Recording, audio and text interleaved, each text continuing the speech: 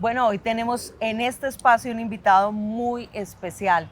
Él es Gabriel Vázquez Mejía, sociólogo, coach, consultor empresarial y es, en nuestro caso, en Fundadip, nuestro mentor en inteligencia emocional. Hemos vivido una aventura muy importante en 3 territorios de Colombia en donde hemos aplicado un instrumento que diseñó Gabriel para medir la inteligencia emocional grupal de los adolescentes. Es nuestro mentor no solo en inteligencia emocional, sino también en liderazgo. Gabriel, bienvenido. Caro, muchas gracias por invitarme a este espacio y muy contento de estar aquí. Sí, no lo habíamos soñado. Gabriel tiene un club de fans en Fundadip y en los maestros que lo escuchan y aprendemos todo el tiempo de él. Hoy vamos a hablar de inteligencia emocional, pero vamos a hablar de esa inteligencia emocional que se vive, por la cual se trabaja y de la cual también aprendemos todos los días, ¿no?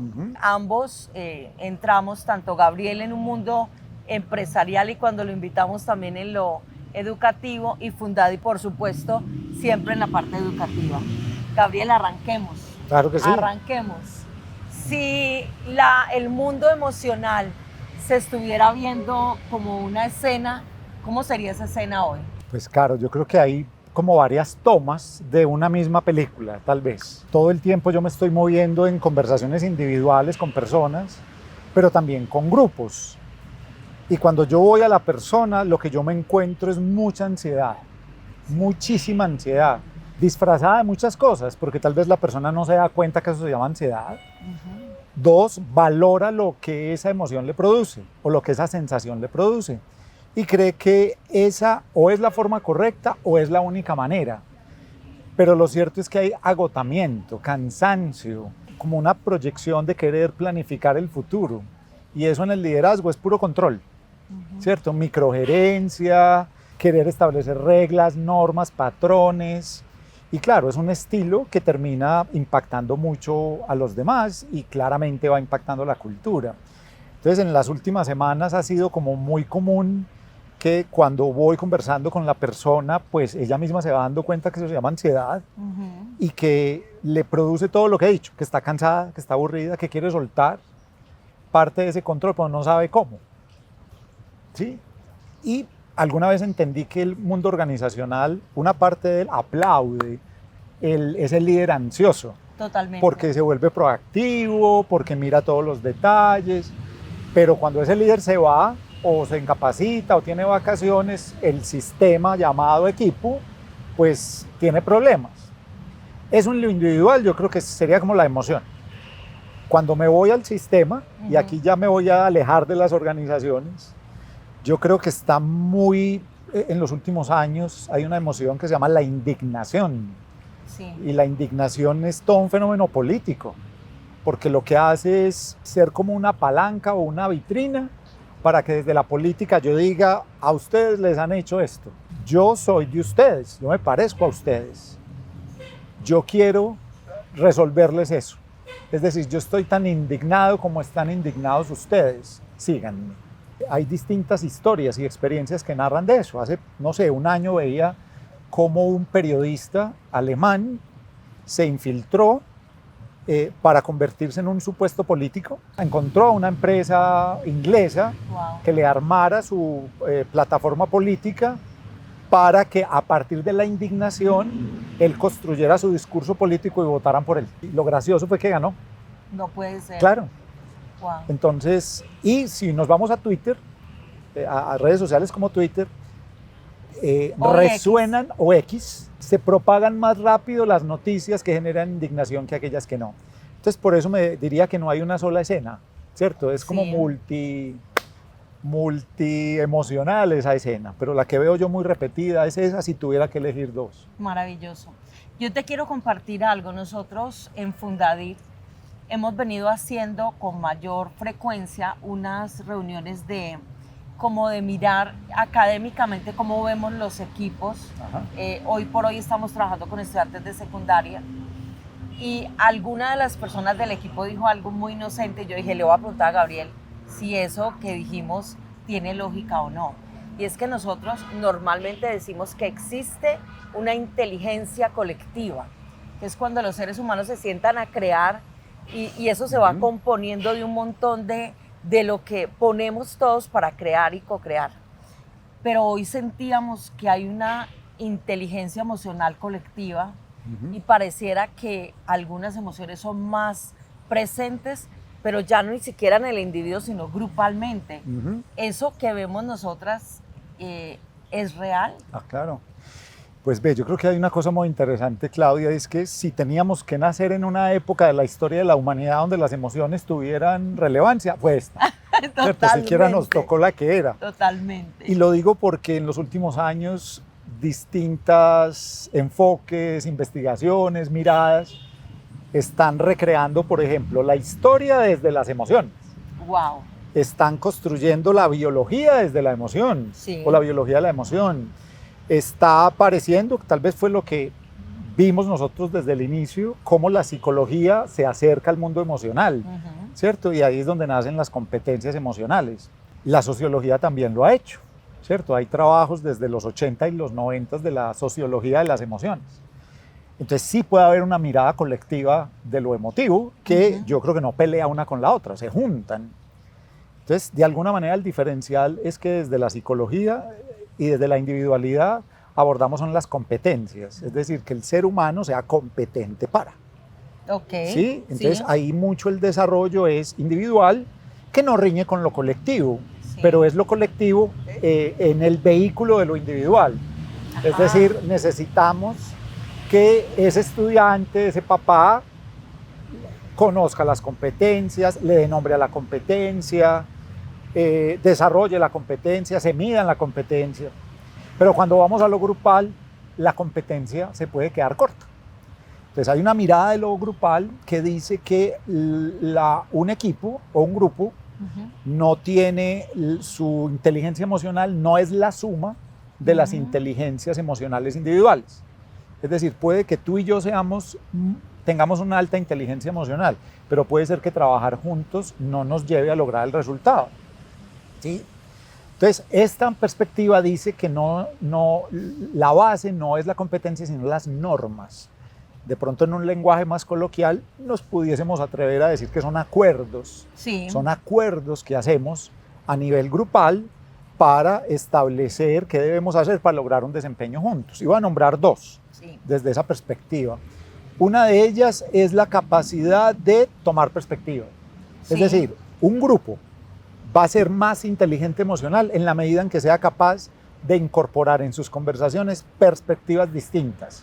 Es decir, nombramos la perspectiva, la incluimos en nuestra conversación, la evaluamos, miramos si a partir de ella podemos elevar nuestro desempeño o no, o nuestra relación, descartamos aquellas que no y seguimos. Un grupo que tenga una baja inteligencia emocional es un grupo que no considera sino una sola perspectiva y juzga que es la única que le sirve. Ahora, algo que no mencioné es que un grupo hace esto, un equipo sobre todo hace esto porque busca cooperar. Claro. Es decir, la máxima perspectiva de la inteligencia emocional grupal es cooperar, porque hemos entendido que hemos prosperado como sociedad, como colectivos, como familias, como organizaciones, en la medida en que hemos cooperado. Entonces la norma, se plantean unas normas, pero la idea es que las normas nos lleven a cooperar cada vez más. Entonces ahí mencioné una, tomar perspectiva, y otra pudiera ser desafiar a los miembros que rompen las normas.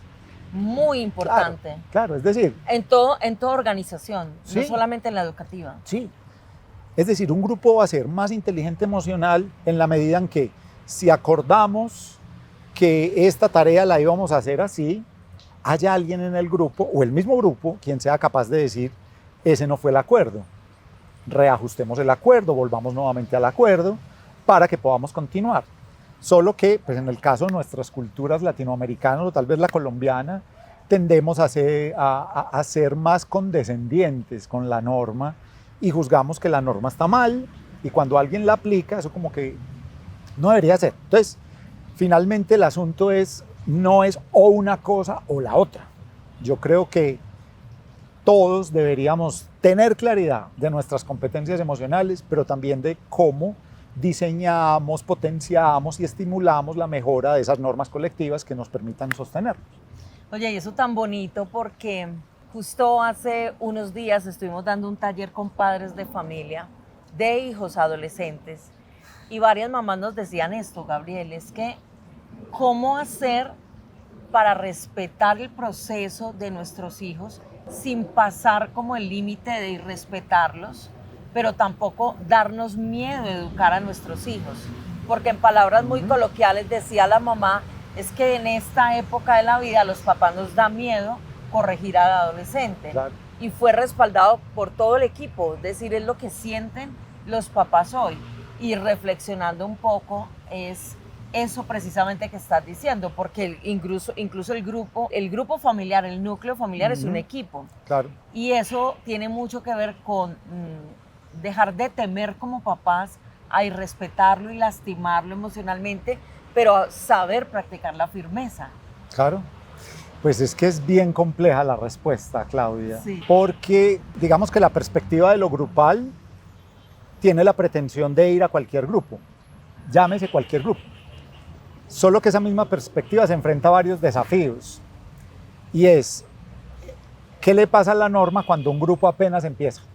Ajá. ¿Qué le pasa a una norma o qué le pasa al grupo con la norma cuando el grupo lo componen individuos que tienen 12 años? ¿Sí? ¿O qué le pasa cuando son adultos? Entonces el contexto seguramente va a generar unos matices, ¿cierto? Claro. Yo creo que, bueno, y aún en la complejidad, yo creo que hay que atreverse a la respuesta. Y es que ese adolescente y ese niño no se nos puede olvidar que está en proceso de construcción de la norma. Sí, muy bien. sí. Entonces yo, siendo enamorado de la psicología positiva, también siento que hay veces desde la psicología positiva se nos puede ir la mano, porque también ese adolescente también está construyendo esa norma y yo como adulto debo acompañar la construcción de esa norma. Entonces puede ser que yo no vea el impacto hoy, pero sí lo voy a ver después. Claro. Ahora, más allá de esto, yo lo que creo es que necesitamos conversar. Sí. Para que en la conversación la familia pueda establecer cuáles son esas normas, cuáles nos sirven, cuáles nos incomodan y aunque nos incomodan, cuáles debemos mantener. Que son innegociables. Que pueden ser innegociables. Sí. Porque si el propósito es cooperar, debajo de cooperar está nuestra identidad como familia. Nos sentimos orgullosos de ser la familia que somos. 2, estamos construyendo redes de confianza para lograr esa familia que queremos. Y 3, el resultado que estamos teniendo como familia es el que queremos. Entonces, creo que la inteligencia emocional grupal no va a evadir el conflicto, no va a evadir el roce, se vuelve fundamental poderlo hacer. Pero yo creo que todo eso se hace conversando, Sí. creo que todo eso se hace construyendo visión de largo plazo, que podamos recuperar el sentido de para qué estamos juntos, que podamos acompañar a nuestros niñas y adolescentes a que construyan proyectos de vida poderosos, Sí. ¿cierto? Que puedan ver más allá de...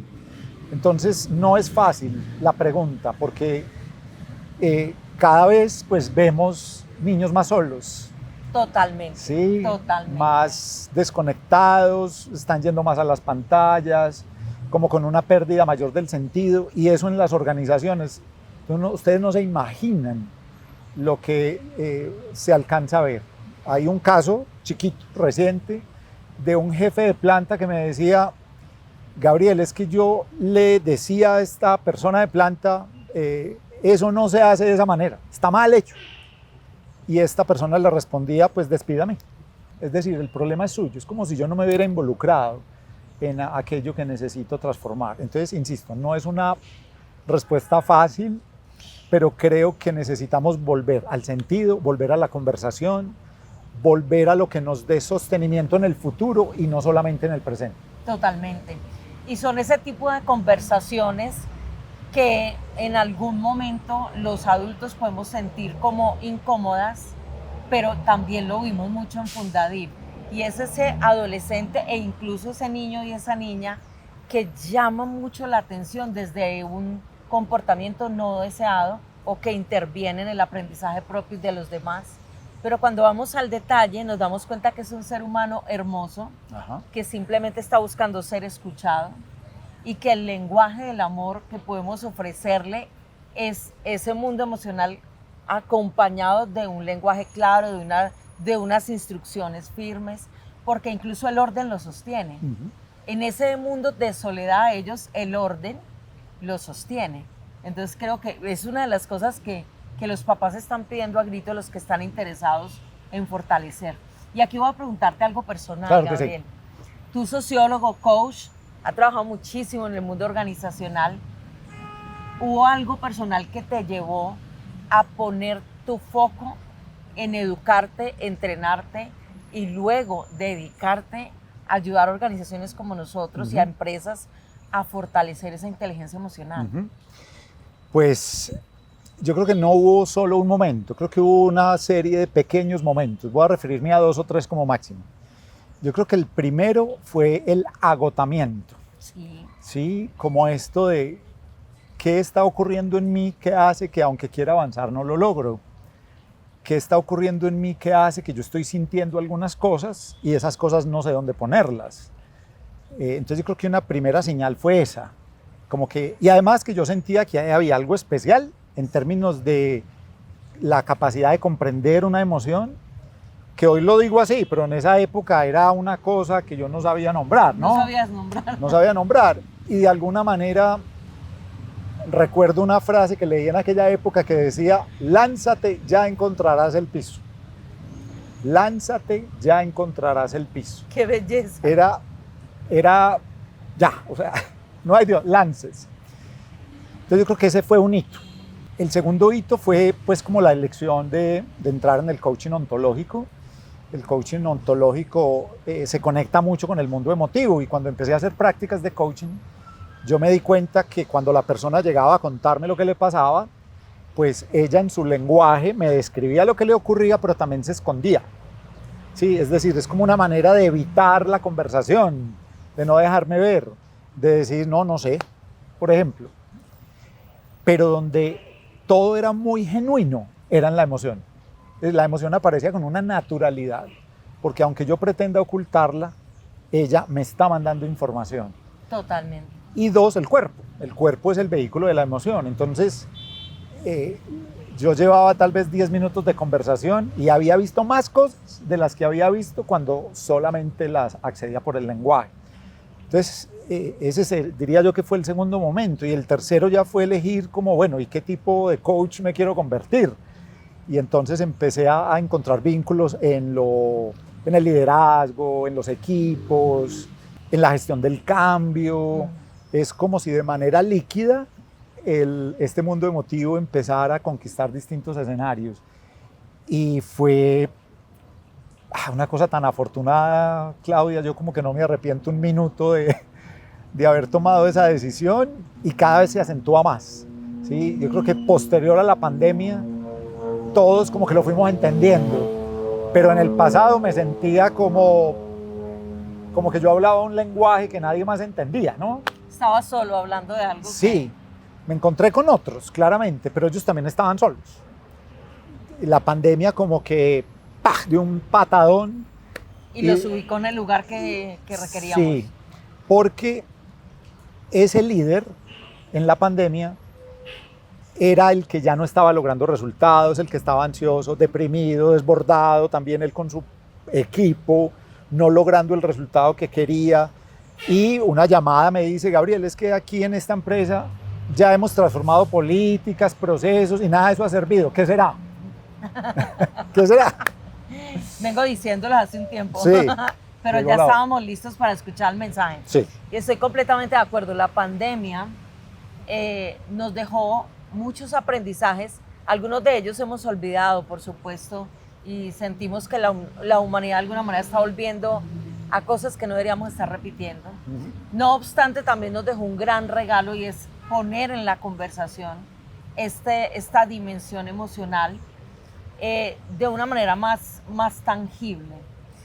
Ya para cerrar, Gabriel, pensando un poco en esos líderes, yo quiero que nos dirijamos a los líderes. Cuando hablo de líderes, hablo del empresario que tal vez nos esté escuchando ahora, del rector o el coordinador, que también puede estar viéndonos por el público de Fundadip, del maestro y del papá que tienen ese rol de liderar a su familia y de liderarse a sí mismo. Y muchos de ellos tal vez no se atrevan a reconocerlo, pero en el fondo de su corazón digan, este tema de las emociones no lo sé manejar, no sé nada sobre él. ¿Qué les dirías? ¿Por dónde empezar? Es una pregunta muy buena, Claudia. Yo creo que se repite más veces de las que creemos. Me gusta hablar el lenguaje organizacional, porque ese líder que está en esa organización todo el día produce resultados desde allá. Totalmente. ¿Cierto? Entonces lo que yo le diría primero es que la emoción es acción.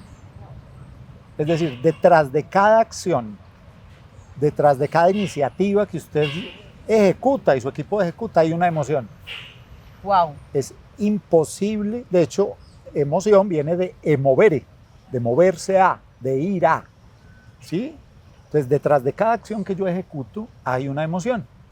Por eso, algún día el maestro Vizquerra, Rafael Vizquerra, me decía que la emoción y la motivación es como una moneda que tiene dos caras. Por un lado está la motivación y por el otro lado está la emoción.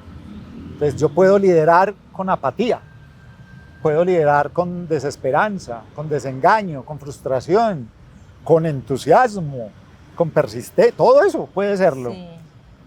Las acciones que yo estoy ejecutando, ¿qué emociones las sostienen? Si yo conozco unas acciones y esas acciones se parecen a las emociones que yo siento, maravilloso. Pero si la vida me pide otras acciones con emociones distintas, ¿lo logro? Entonces, lo que yo le diría a ese líder es que está perdiendo posibilidades de acción, dado que no se ha permitido darse cuenta que hay otras emociones, que no se trata solo de quedarme en una emoción, se trata de, como en un banquete, saber que hay 400. De hecho, pues yo siempre digo, hay 400 emociones diversas. Yo, ¿por qué he liderado solamente con 2 o 3 no más?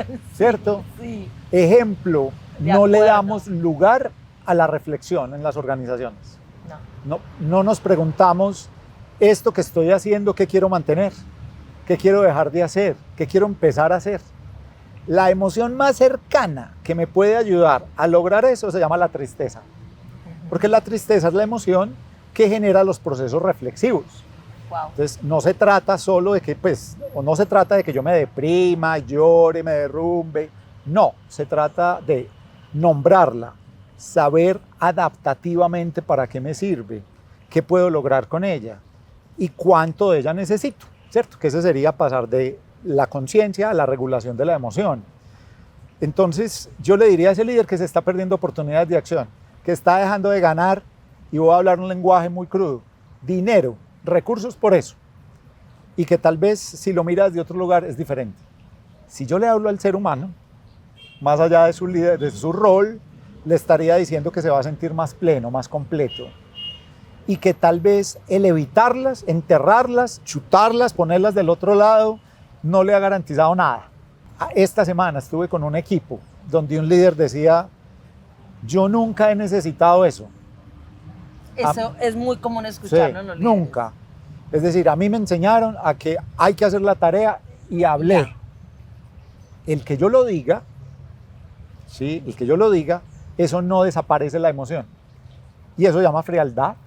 Y la frialdad logra unos resultados específicos de cara a que hay menos conexión con el otro, a que, como digo yo un poco en serio, un poco en broma, jefe, si usted sabe contar, no cuente conmigo. Ajá. Es decir, mi sensación de pertenencia baja. Que yo te tenga que contar mi historia, que me separé, que peleé con mi esposa. No, no se trata de eso. Entonces, yo le diría que él, desde su liderazgo, tiene una oportunidad. Y dos, desde el punto de vista de mercado, desde el punto de vista social, a los seres humanos nos gusta sentirnos identificados con marcas y productos que nos entienden, que nos comprenden. Totalmente. ¿Sí? Que traducen esto en soluciones y servicios. Entonces, yo le hablaría desde ahí. Claramente, la conversación puede ser más larga, pero ese puede ser un primer paso. Gabriel, qué maravilla. Es algo que logra Gabriel en nuestro equipo y especialmente en mí, y es poner en palabras muy prácticas todo este universo del mundo emocional. Gabriel tiene un podcast muy interesante, muy profundo, que se llama La emoción de liderar. Yo les recomiendo que lo busquen porque hay unos capítulos bastante profundos que nos entregan una herramienta muy valiosa para seguir trabajando en el tema de aprender a reconocer estas emociones, nombrarlas, gestionarlas y llevarlas al lugar donde nos puede permitir generar ese bienestar propio y de equipos. Gabriel, ¿algo más para decirnos en el cierre? Sí, arrancamos con la ansiedad y la indignación. Y yo quisiera proponerles que nos vayamos con otra emoción. Vale.